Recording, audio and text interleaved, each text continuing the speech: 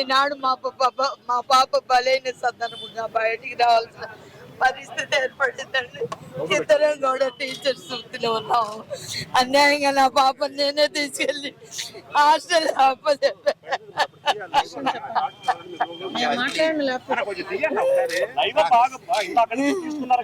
Hostel అప్పచెప్పాను. పొద్దున్న పాటికి మా పాప లేదండి. ఫోన్ చేసి మీ పాపకు సీరియస్ గా ఉందన్నారు.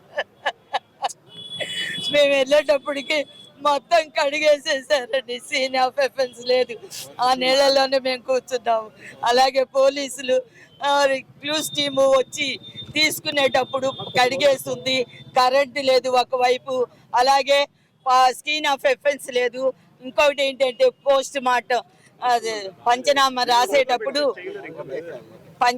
రాసేటప్పుడు రెవెన్యూ వాళ్ళని బెదిరించి పోలీసులు ఆ పంచనామా రాసుకోవటం జరిగింది. అప్పటికే మా పాప బాడీ ఇంటికి వచ్చేసిందండి. ఇంటికి వచ్చిన తర్వాత రాసుకున్నారు. ఈయన కొలిగి ఒక ఆయన కూర్చోబెట్టి రాయించారంట. ఆయన అన్నారు, పాపను చూడటానికి కూడా నేను లేకపోయానమ్మా, ఇట్లా చేశారు పోలీసులు అని చెప్పారు. తర్వాత క్లూస్ టీమ్ ఇలా అనౌన్స్ చేసింది. అలాగే సిట్టిని వేస్తే, అప్పుడు చంద్రబాబు నాయుడు గారు ముఖ్యమంత్రిగా ఉన్నప్పుడు సిట్టిని వేశారు. సిట్టిని వేస్తే సిట్టులో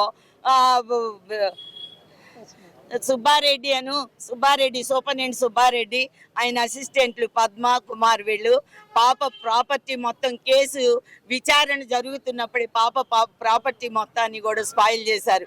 ఎక్కడన్నా ఒక కేసు ట్రయల్లో ఉంటే పాప ప్రాపర్టీని తగలేయటం ఎక్కడన్నా ఉందండి? వాళ్ళని పట్టుకొని అరెస్ట్ చేస్తే బెయిల్ మీద వచ్చారు. దానికి సంబంధించిన రిపోర్ట్ ఇంతవరకు ఇవ్వలేదు. అలాగే పోస్ట్ సివిఏ వాళ్ళు మా ఇద్దరిని తీసుకెళ్లి 13 సంవత్సరాల తర్వాత మా ఇద్దరు నాయకులు